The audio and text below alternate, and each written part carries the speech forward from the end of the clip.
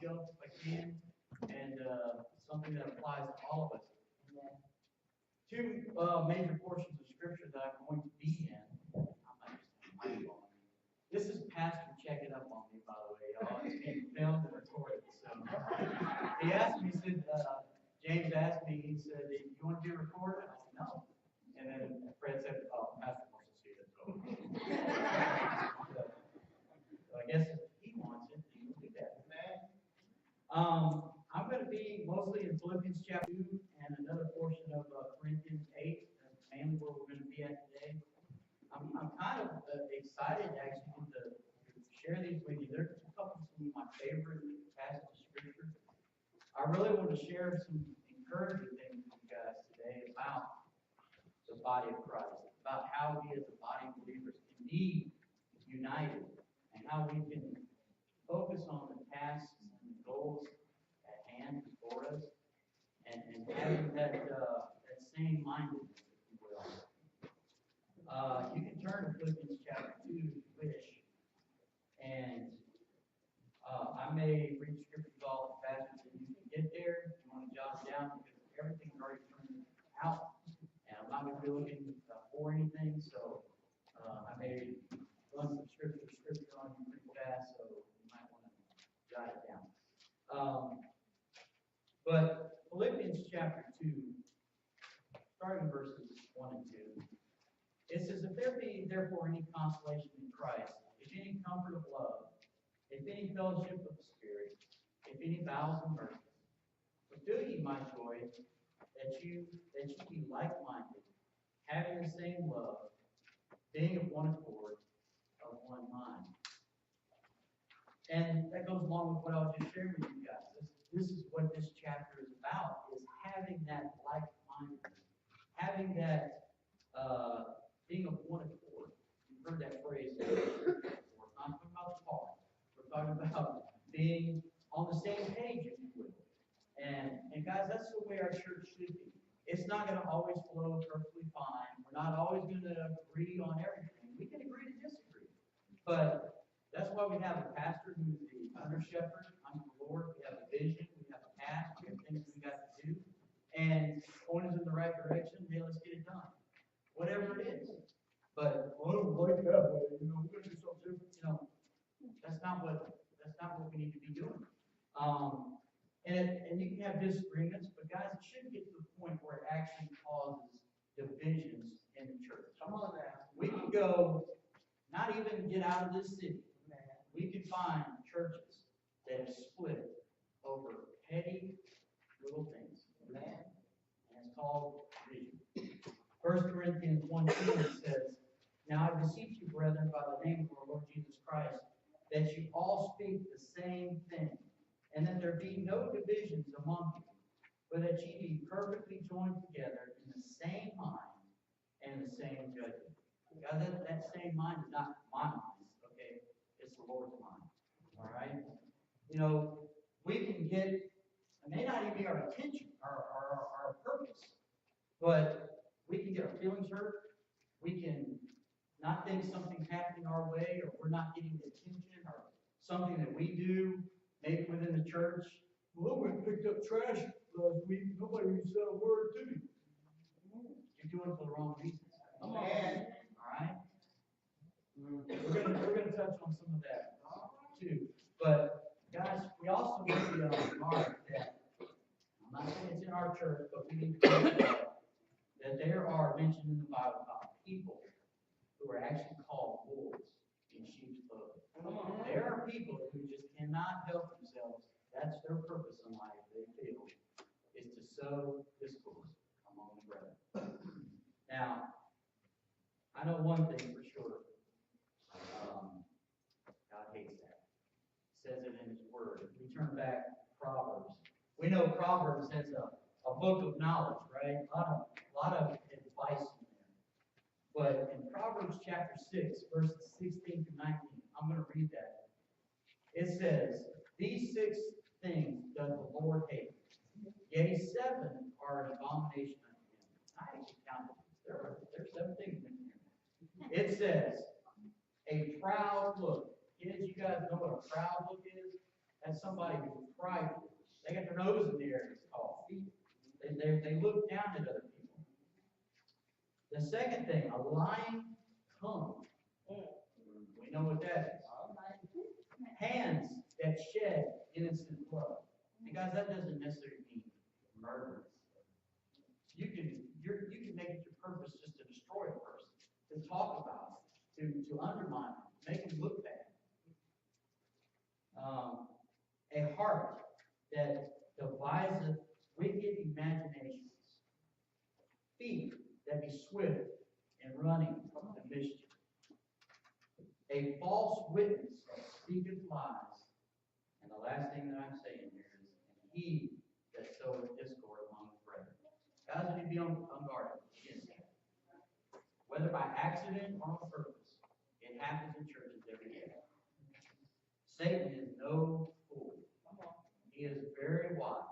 He is very cunning. He is out to destroy this church, often from within. Because if he attacks from without, that's kind of recognizable. We see that. We probably stand united. But if he can get inside and sow discord among the brethren, that's what happens. Petty things. Reading on back in our reference in Philippians, verses 2 and 4, it says, let nothing be done through strife or vainglory, but in lowliness of mind, let each esteem other better than themselves.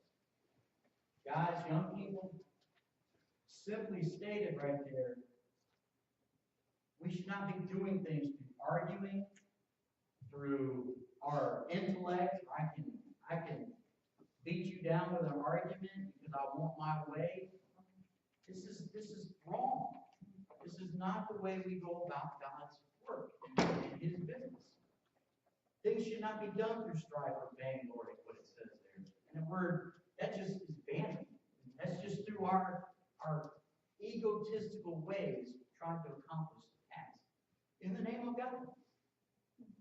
But the last part of that, young people, it says, lowliness of mind, let each esteem other better than themselves.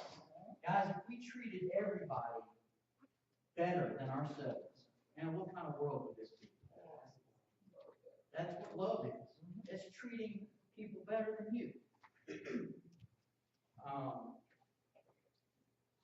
The next verse says, look not every man on his own things, but every man also on the things of others. Guys, that's not the way the world operates today. The more I live on this earth, and yes, I'm getting older. Yes, I'm old. Mine's I'm old. Yeah. But the vanity and the humanism that's taken over this world, it's all about self. What makes yourself feel good? It's all about you. You have rights, you have wants, you have needs. Man, just take them. That's what. It doesn't matter who you step on to get there, but that's the way the world operates today. Contrary to the Word of God. That is not the way we should be operating. You especially should not be operating that way in God's house. Look at each other's. It's what the world is so much about. Is the God of this world, as Satan's called in his word. You can tell he's the God of this world because that's where the world is running and that's where it's operating. I heard this phrase a long time ago. It's get all you can all you get, and sit on the lid. That's life. All right? Just hoard what you can, just do that. But guys, my Bible tells me that ye are not your own. You're bought and a great price. Now, turn in your Bibles to 1 Corinthians. I love this chapter. It's when you read through it, 1 Corinthians chapter 8. If you read through this, it's a strange chapter to what we're going to be talking about. Kids, we're going to be talking about in the Old Testament, or here in the Gospel, there were other gods who were worshipped, not just the God that we know.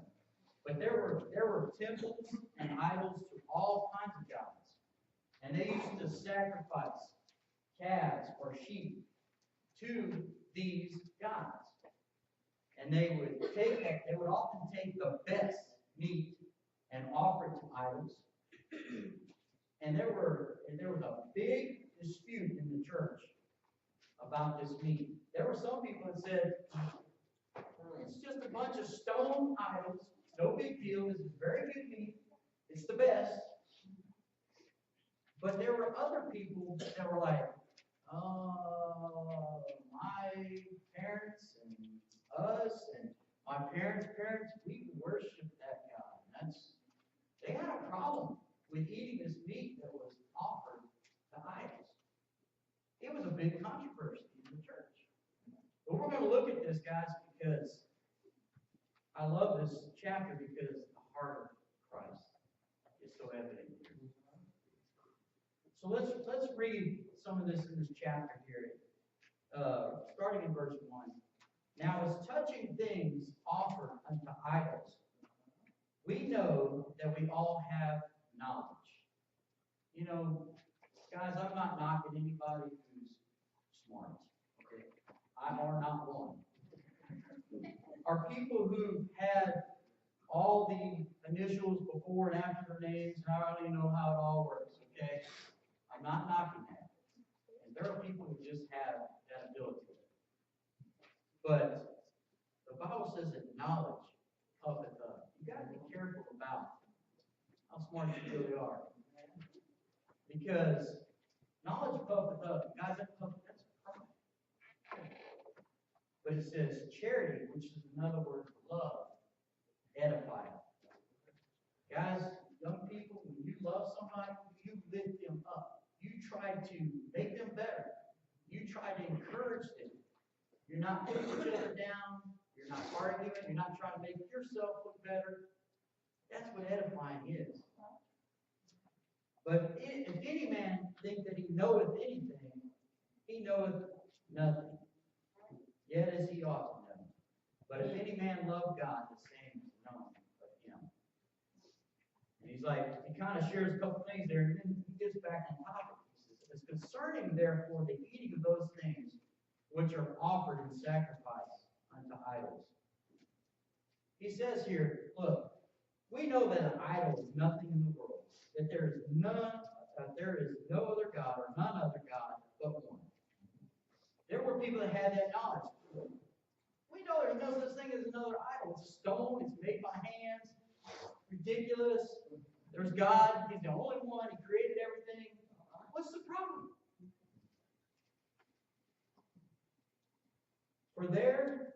Although they be there that called gods, small g, whether in heaven or earth, as there be gods many and lords many.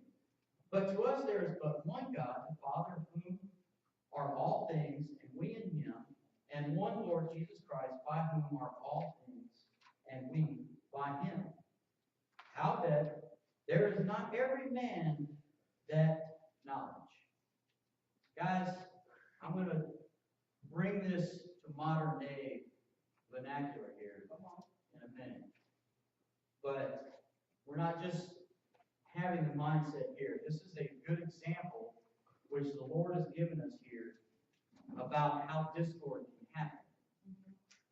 And I really love this scripture because too much of the world is in us and in the church because it's all about us. And it ought not to be so. Not everyone in that time had that knowledge that God was the only God. And He's the only one who was real. They were having difficulty with this. Man, you guys are eating meat that was sacrificed at this God's house or that temple. Man, we're Christians. That doesn't seem right. Or, maybe if I go and worship the other God on every other weekend, that'd be okay too, because that's where our family is. We don't know what problems it was causing, but it was causing a problem. So much so that it was written in Scripture, and 2,000 years later, we're knowing about this. So, it says, not everybody had that understanding. They didn't have that solid, firm foundation. They believed in Jesus Christ and they knew God was the only God. They were struggling with this. So he says, for some with conscience of the idol unto this hour, eat it as a thing offered unto an idol, and their conscience being weak is defiled. I like this next verse too. I've read this a number of times, not this particular time. I've talked about this either in Sunday school or I may have even preached this very concept. It's near and dear to my heart, so I apologize if you've heard all this before. But I've read this a number of times, and this verse never jumped out at me like it has. But it says, "But meat commendeth us not to God, for neither if we eat are we the better." You know, I've been to some different churches before. I've been to what I would call legalistic churches that just had the whole list of do's and don'ts.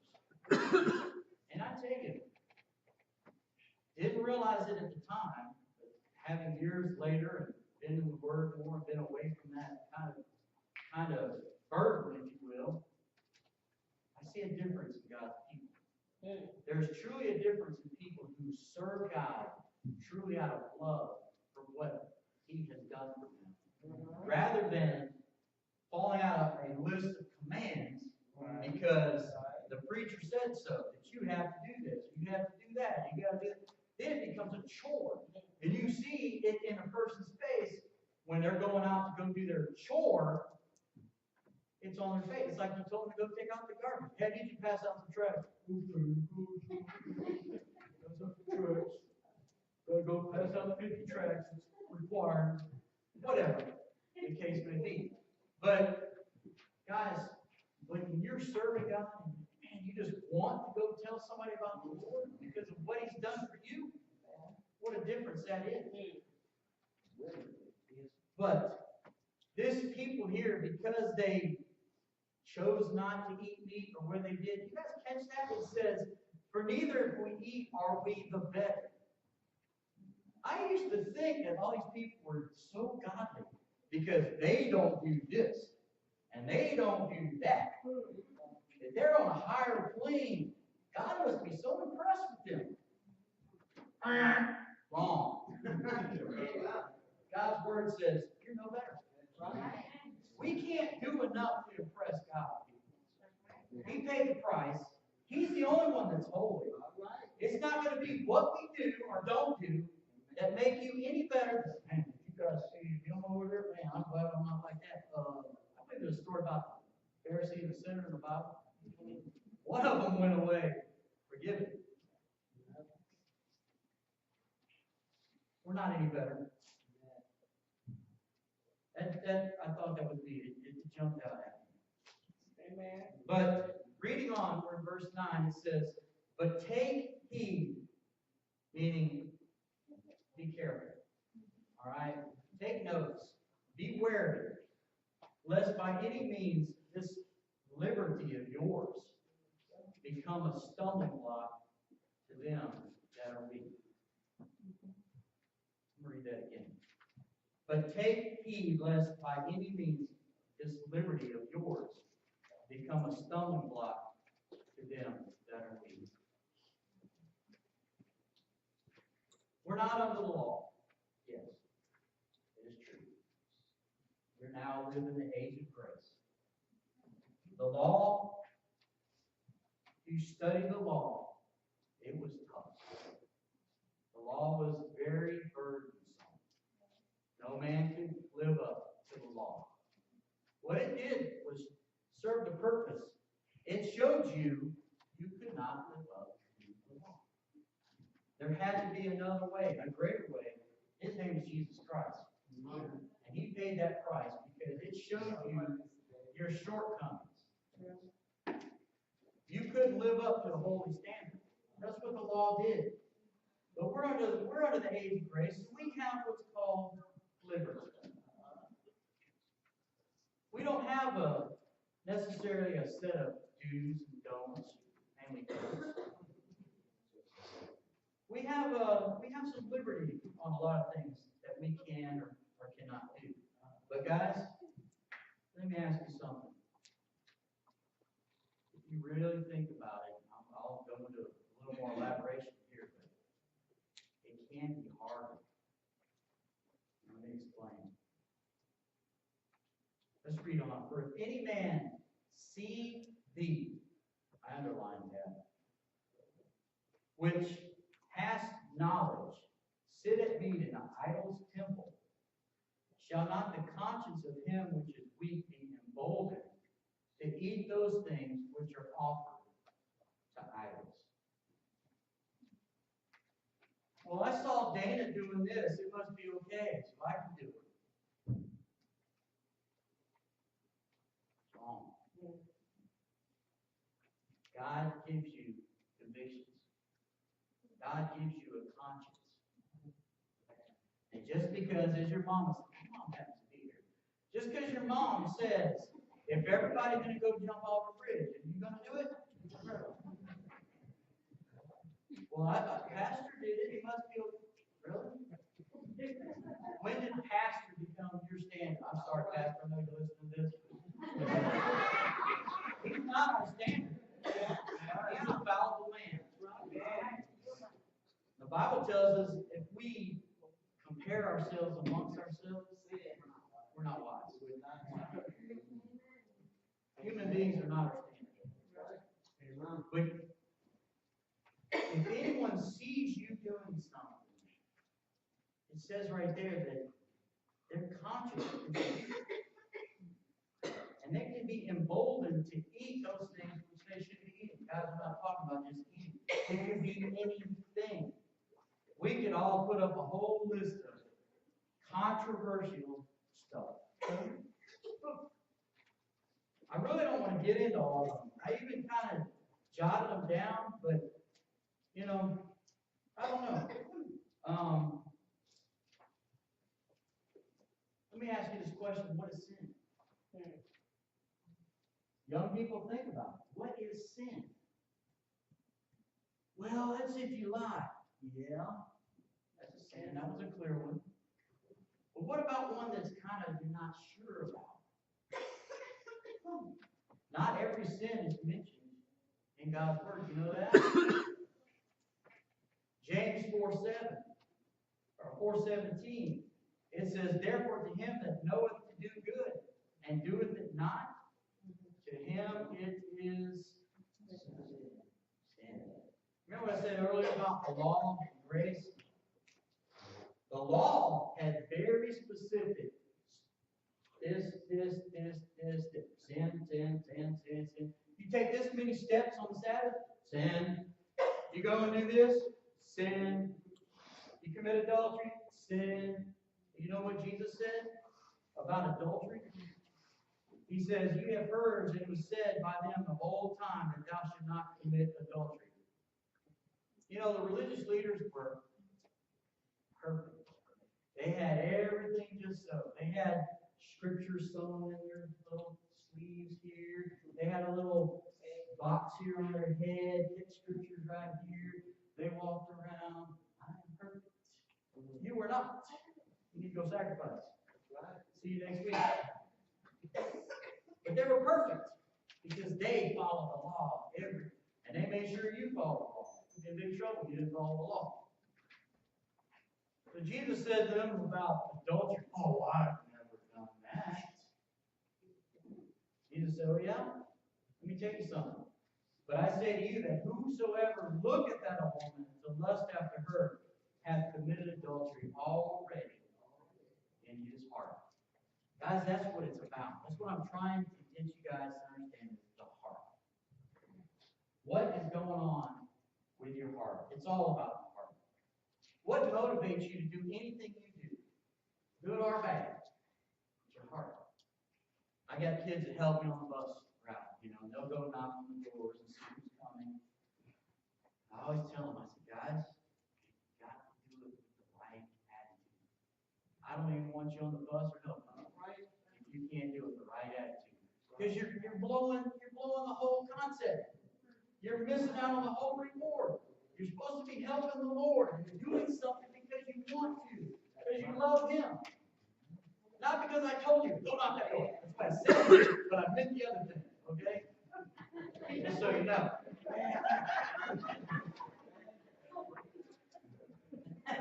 What's going on in our heart? What is your motivation? When you come up here to clean the church, you know, I love Lord, I don't clean this toilet. But guys, do it with the right attitude, amen. But back to our topic there about being an example. Guys, where do you go to eat? What you're drinking? Smoking, is that a sin? You know, I'm going to go ahead and say this. This one may hurt some of your feelings. I'm not saying anything is right or wrong. Okay, what's your attitude? What's your motivation? But I see too much stuff on Facebook that Christians really ought to think about what they're posting. Now, for you, it's perfectly okay to have your big bottle of cognac or whatever is going on at your house. It may not be right for everybody in this room. That's right. When you're posting that and doing that, my Bible says you're being a stumbling block, and you are hurting the brethren. And when you hurt the brethren, you're doing that against Christ. That's right. I'm not going to sit here and tell you drinking's bad, it's a sin, or that's a sin, or going. My dad growing up, he wouldn't go anywhere on Sunday. Walmart didn't matter. You're causing somebody to have to work. That's wrong. We're not doing that. Dad, everybody's going to eat. I don't care. You're not going. Just think. We all have our things. If God's giving you a conviction about something, just because somebody else does it, doesn't make it right. Come on. And guys, I just see way too much on Facebook about, man, think about what you're doing. That's the heart of Christ, guys. When you deny yourself something, go, that's not for me. Or I don't really have a problem with it, but I bet somebody will. I bet I'm not going to bring glory to God by doing this. Guys, that's the heart of Christ. I saw an exchange.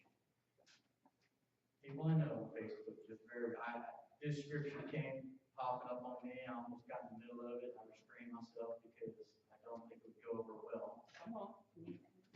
But they were like, I can't believe someone has a problem with this. That's Old Testament. You know, they need to get over it. Guys, if you got brethren in the church that has a problem with something, maybe it's an issue with them, and your attitude is get over it, you're wrong, brother. That's right. Sister, when we go out, come on.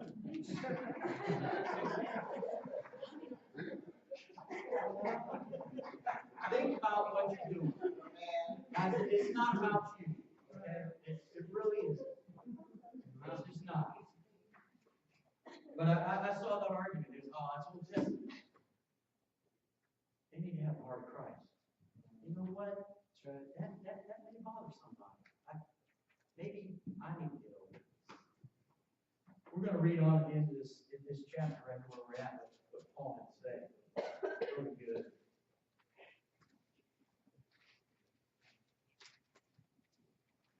Verse 12 there, I'll read that again. It says, but when ye sin so against the brethren, you wound their weak conscience, ye sin against Christ. Guys, what's our motivation? What are we doing? Take some consideration. I know I said the law was difficult, but you have to evaluate everything you're doing. Not just through your own justifying eyes. But man, what's this going to do to the brother? What does this say about my pastor? What does this say about the Lord? Am I going to be a stumbling block to someone in the church? You know, guys, I don't know this for a fact. I'll go and say, there could be an alcoholic in this building. And by you just saying, you know, eating, drinking's fine. It's no problem. I've never had an issue. People do. Watch what you put out there, what you display, what you're showing everybody else. I'm more mature. I can do these things. Watch it. Watch what you're doing. 1 Corinthians 10:31 says, whether therefore you eat or drink or whatsoever you do all for the glory of God. Young people, that includes everything you do. Every little test you take, every little chore you do, every little friend you make. I think this is a song. God's watching you. But that's what I was talking about. The law is very specific. But when you evaluate every single thing that you do, hold it up to God's standard. Is it right? Is it wrong? What's this going to do? Is this going to bring glory to God? Is it going to cause someone to stumble? Think about what you're doing. I had asked my wife this. I said, Philippians 2:5, back to our original context. We're going back to Philippians now. I'm done with Corinthians. Actually, I'm not. I'm lying. I will read something else about it.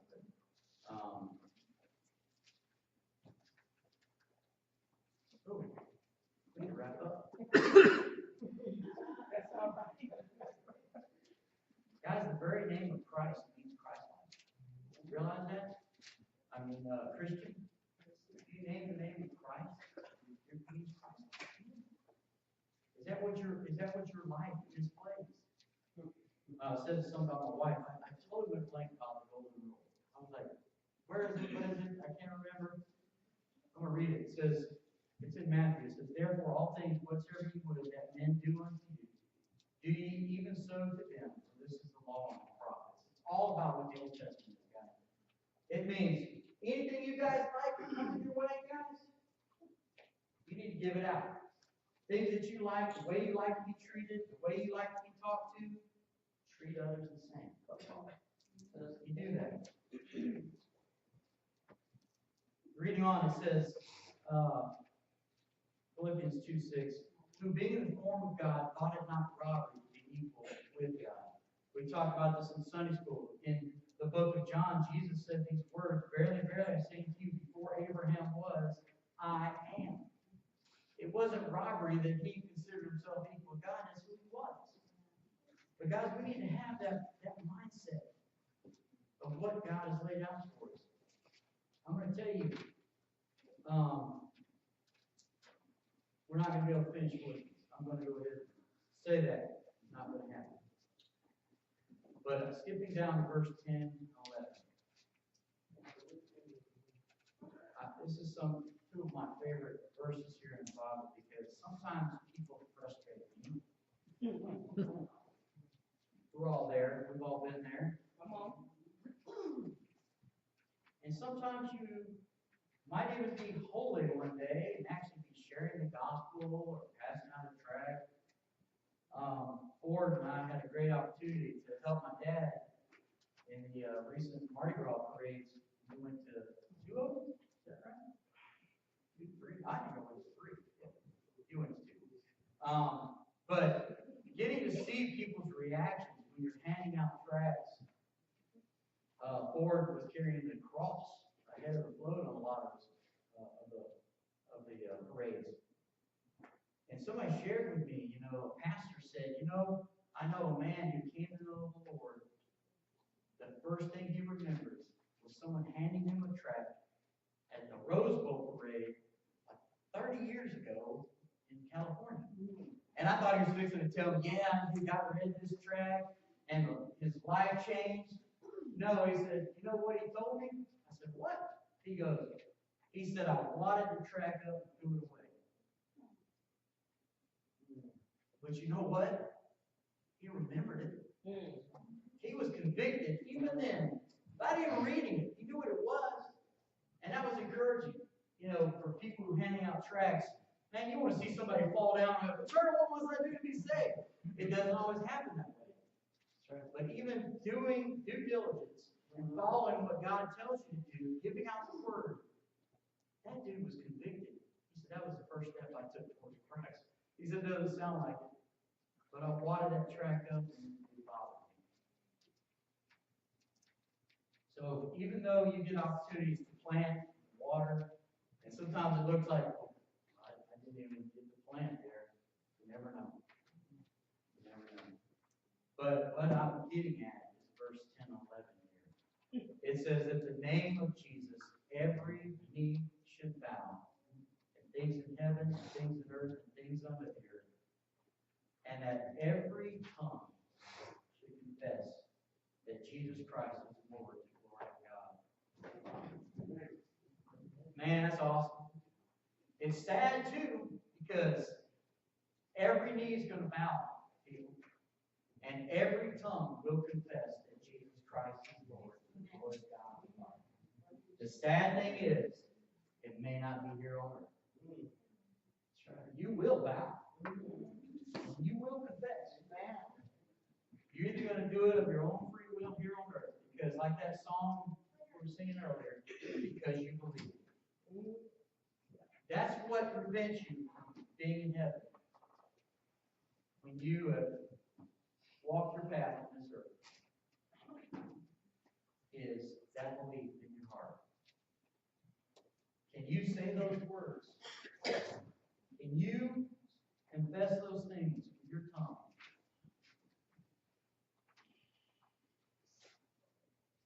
Let's stand.